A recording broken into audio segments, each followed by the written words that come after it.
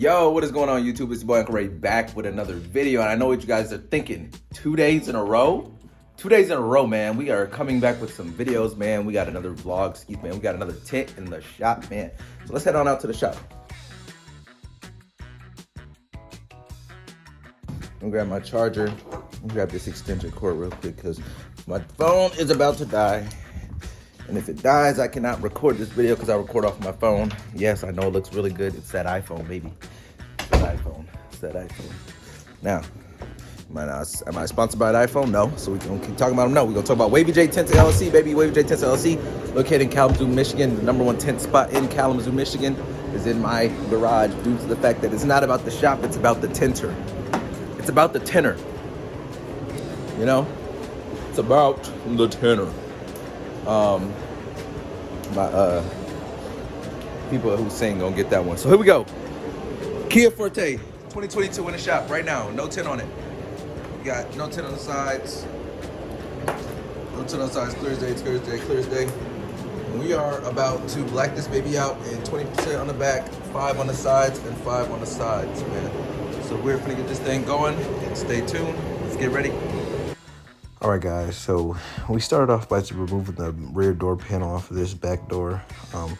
There's just like a little piece that you got to pop open, and then you're going to find a Phillips screwdriver inside there. Not a Phillips screwdriver, Phillips screw inside there. I'm sorry, you're going to find a Phillips screw inside there. You're going to unscrew that, and then you're going to get your pry tool, and then you're going to start prying at the top. Take that little piece out. It's got 3 little clips on it. It pops right out. After that, I started at the top. When you're doing a full door panel removal, you're gonna start at the bottom. I'm starting at the top because I don't need the whole thing out. I just need the little guard at the top that protects the water from getting inside the thing to come back out. I can't think of the name of it right now, but the little weather stripping. Yeah, the little weather strip, that's what it's called. Had to just remove that so I can tuck the tint in so I can go ahead and get my tint in there nice and easy without having to do a different method. This is called bottom loading, which I'm going to be doing. So since I'm going to be bottom loading, I like to remove the weather stripping. Kind of have to for most cars. So now I'm over here doing the same thing with the front door. Over here to getting the Phillips screw out. On this one, I believe I had to start at the bottom because I don't think I could get it off at the top. I think I had to start off at the bottom and get the whole entire thing off. It was a little bit of a process because this car had never been taken apart as a 2022, and now it's 2023, so it had never been taken off. So I actually had to start at the bottom and remove this whole door panel, but it's okay. It was only 1 screw and it was pretty simple to get off, so wasn't complaining too much. As you see, I'm struggling right now to get off at the top. That's why I chose to go with the whole entire door panel, taking it off. But it makes for a really easy put back when you only have 1 screw to deal with when you're putting it back. So go ahead and start at the bottom, knocking off some clips. Once you get the first clip done, it's pretty easy to knock out the rest of them. Most of them come out all together. So as you can see, I got one side loose, got the other side loose, and then got both sides at the top. So shift it up a little bit so I can slide it off, and it comes right off. Now I can get to that weather stripping and take the weather stripping out. I like to keep it in place though, so I put the bottom clips back in, and then I go back and take that weather stripping out.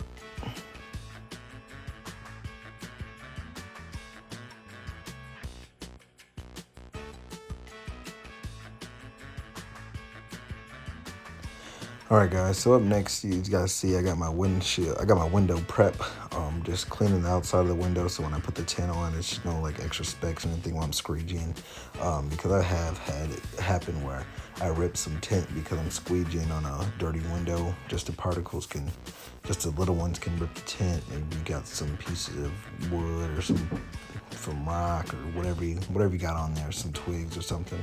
You could just rip the tint out. I just like to clean out the outside before I lay down any tint, so I don't have to worry about that.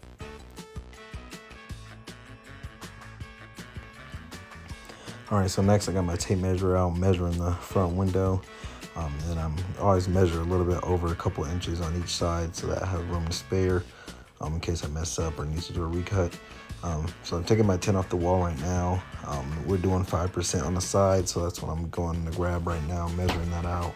And I come over. Actually, I had to switch it out because I had my 20% roll up, and I had to switch it out. So that's what I'm doing right now, switching out that 20% roll for the 5% roll, and then I'm going to get that all cut out.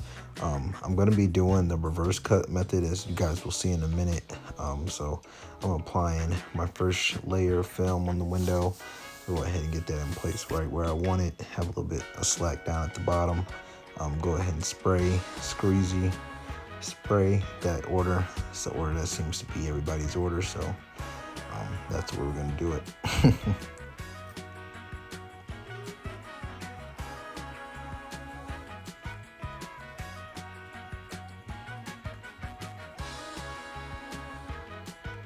All right, guys, so you see I'm putting this one on. The first one I put down the first one the same shape as the glass, or with the tint face down, not the backing paper. So this one I'm actually putting the backing paper down first, and that's the reverse cut method that it's going on right there. So this allows me to cut out the other window and this window all in one cut. So it saves me about half the time throughout the whole entire job, and allows me to get done with the car a lot quicker. Right here you see me cutting off the excess film, which I later use for my windshield strips, which you guys don't see because I didn't record that part, but that's what happens next.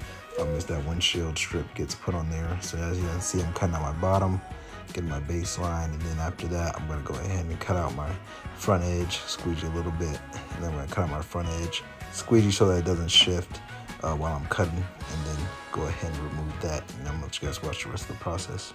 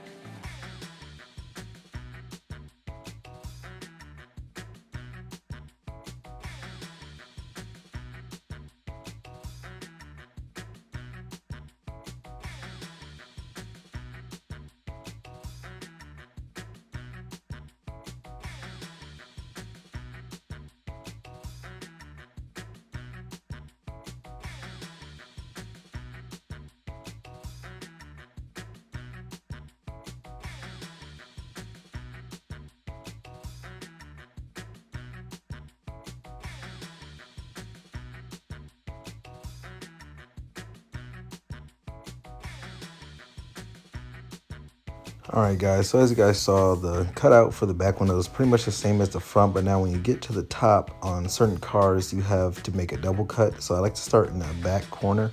I like to cut up all the way up past the glass. I don't like to stay with the glass, and I take my knife and I cut across the top all the way over. And what that allows me to do is it gets me to a sharp point and it gets all my ends covered, and then I go ahead and take my finger, as you guys will see here coming up, and I'll just round out that edge just to give it a nice clean finish and not a pointy finish, so that it looks nice when you put on the glass, and so it doesn't peel up once you apply it and when it's healing to the glass.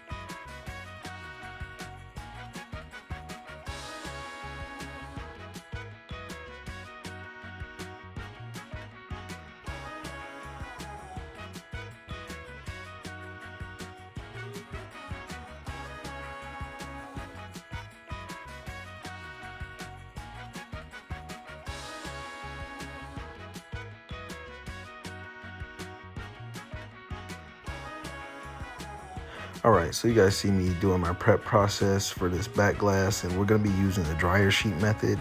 It's my favorite method. I haven't actually used any other method other than the dryer sheet, because when I first started tinting 3 years ago, I didn't have any of the other stuff, but I did have dryer sheets and they work really well. So we just kind of stuck with it. And like I said before in my windshield video, I don't know if you guys watched that with the Jeep Grand Cherokee, I just like to rub it in until it gets to a nice layer of film on it, to where it's not too wet and it's not too thick, so that it dries. And then I just go ahead and I go back and I start laying the tint down and applying it to the windows while that's drying. So that's a great way to do it. So it saves you time, so that you don't have to wait for it to dry and then do it. Let it sit while you're doing your other stuff, and then go back to it, so that you save time. Everything's about saving time, because when you're doing a service job, time is money. So as you guys see right now, I'm doing my prep work, cleaning my windows, get inside those ducts to make sure it's all lubricated and all the dirt and grime is out. And I go ahead and peel my tint up in the front, roll my window down to where I'm going to be working at. Go ahead and spray the top one more time, squeegee the top off, then go ahead and run your squeegee across at the top. Make sure all that top is clean, because that's what you're going to be sticking down first. Since we're bottom loading, it's going to be really important to get that top dry, but not too dry when you're squeegeeing it, because your bottom's going to get dry really quick, because you're going to squeegee all the water out the bottom. So when you're doing regular loading or top loading, you want to make sure that that's not as wet, because you want that to dry really quickly so it sticks as you continue to work on the window. So as you guys can see, I'm loading in my front. Always start at the front of the window and then work your way towards the back. It's okay if you wrinkle it a little bit as long as it's not creasing, so that you don't hit any of the edge, and then go ahead and slide it back into place. And you guys will see the rest. Go ahead and squeegee, spray, squeegee, all that.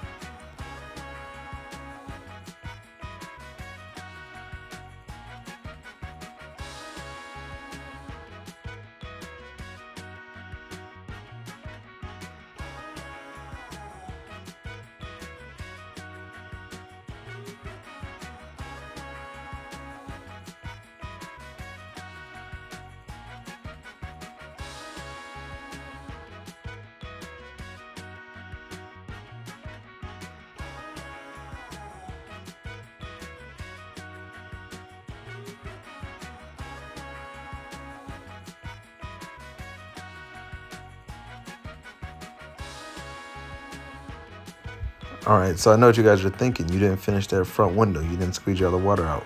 What I like to do, me personally, what I like to do is I like to let that window sit and just kind of cure before I go back and put heat on it. It just kind of lets it cure better. I don't know why I like it. I did it one time. I think it was actually an accident. I just kind of like the way the window came out, the way it finished. So I kind of do it every single time with all my windows now. I do the top, I let it cure to the window by itself without putting heat on it. It just kind of, and it helps with the longevity of the tint job, I believe, because there's less heat on the window. So I like it. So that's why I do it. You don't have to. You can squeegee the whole thing out. And I think that it saves a little bit of time. But anyway, I get started on this back window. Same process, as you guys will see. The only difference is when you're loading in the front, you have the small side in the front, and then you work your way to the bigger side in the back. When you're doing the back windows, you have to load the big side first, and then work your way to the small side. At least that's what I think you have to do.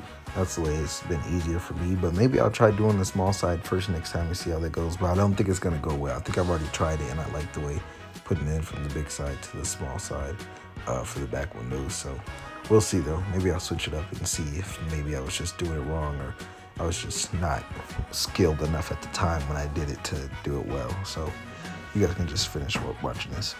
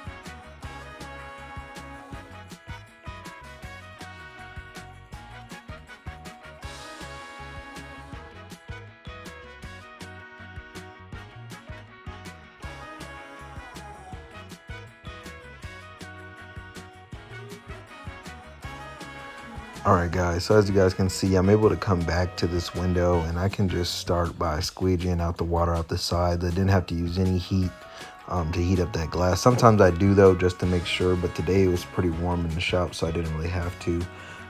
So I was able to just go in and squeegee because the window actually started the curing process while I was tinting the other window. So it saves me time by not having to heat the window right away, and I can just get that water out. I do heat the window, as you guys will see anyway, just for you guys to see, and so that it just sticks down really good before I roll it up. So when I'm bottom loading, it doesn't shift on me once I roll the window all the way up.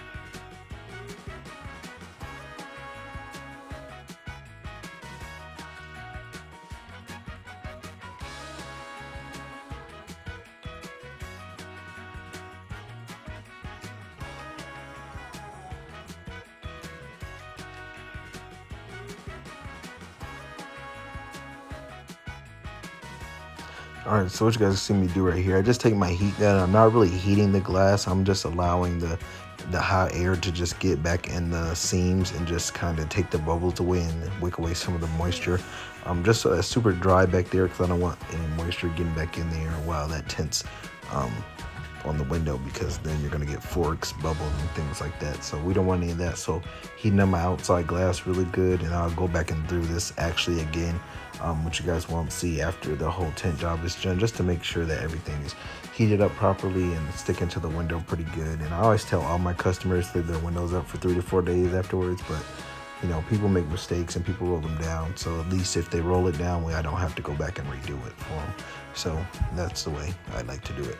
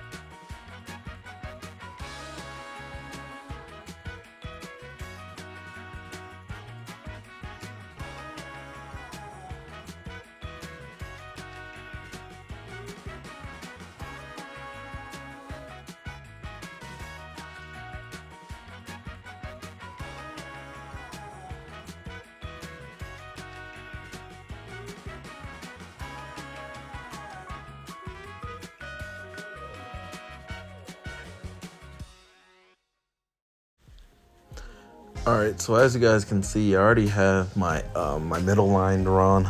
Basically what you do here is you just spray your microfiber towel, get it a little moist. You don't get it super wet at all. You just get it damp just a little bit. Then you take it and run it across the middle. This just allows you to stick down your tint once you're applying it, allow it to stick down in the middle so that you have nothing moving when you're tinting except for the parts that you need to move, so that you can go ahead and shrink the window to the shape of the glass. As you can see, I'm cutting out my I have a 36-inch roll of 20%. I'm gonna go ahead and cut that out for this back window. This is how you lay tint down when you're by yourself and you're working on a big piece of glass. You fold it in half, and then you go ahead and you just push it across the top. As long as you got that middle line down, it'll stick where you need it to. And I actually could have squeegeed that out a little bit more, but I didn't. And you just take it, when you have that little thing at the top, the little antenna thing, you do have to fold it over. You can't just push it right over, but people who don't have that right there, you can literally just roll it right over. And as you guys can see, I'm laying it down right there in the middle. allowing all my forks to come to the top and to the bottom. Then I start my rough cut around the edge so I can shrink it, and then you guys will see me do a final cut at the end after I get done shrinking.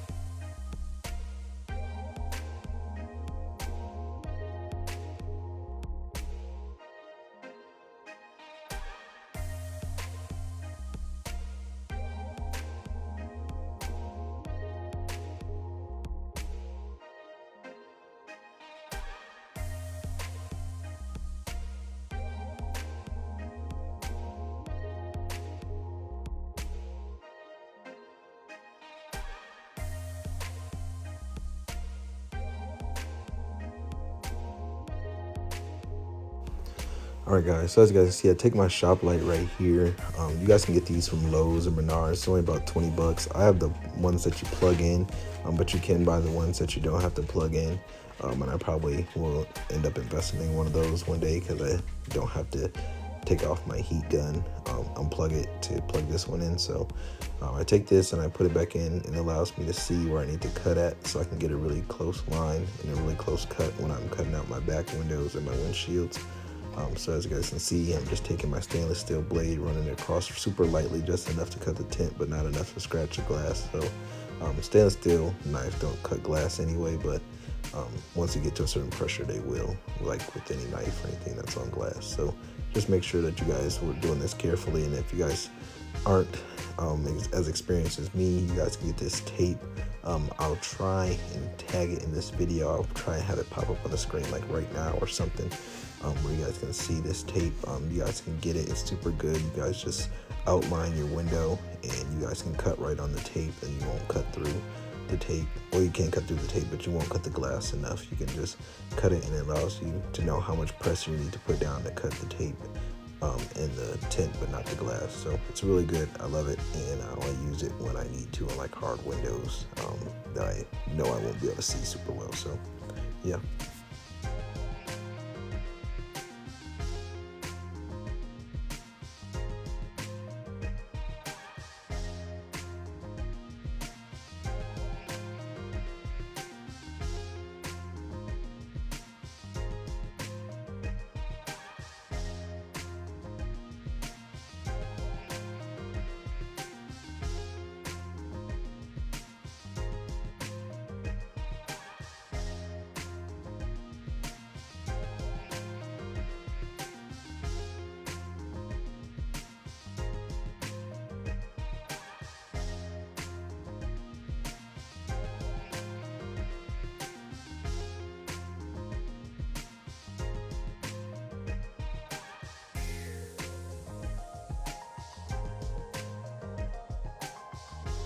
All right, so right now you guys can see me taking the static off of the tint. I'm a one-man show, so I'm going to be doing the reverse roll method when I apply it to the inside of the windshield.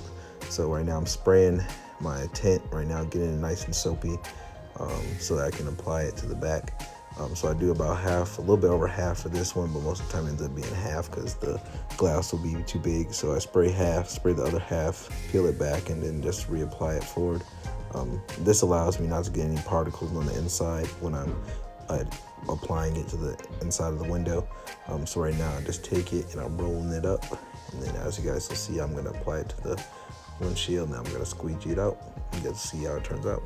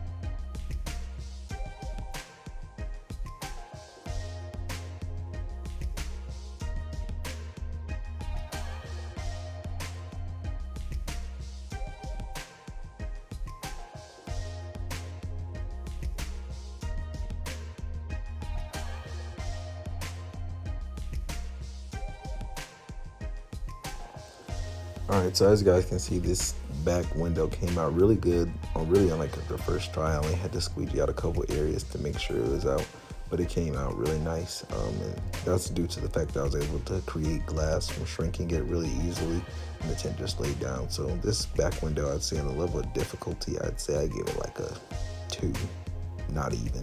Super easy window to do. So if you guys ever have a Kia Forte in the shop, just know you guys got an easy day on the way as far as shrinking the back window and really doing all the windows. It's a great car.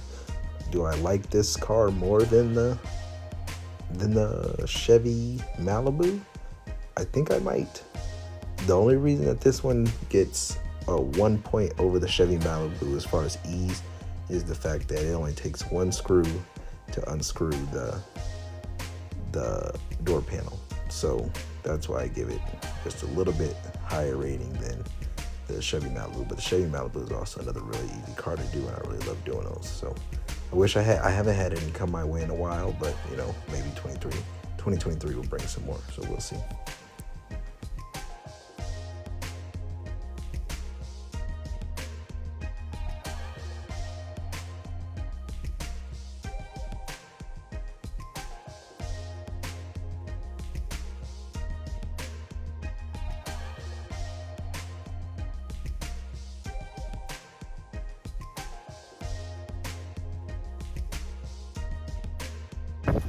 All right, guys, so the tint job is done.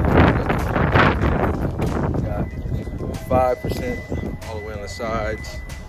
Got the windshield stripping 5%, 5%. And then we got 20 right here on the back, guys.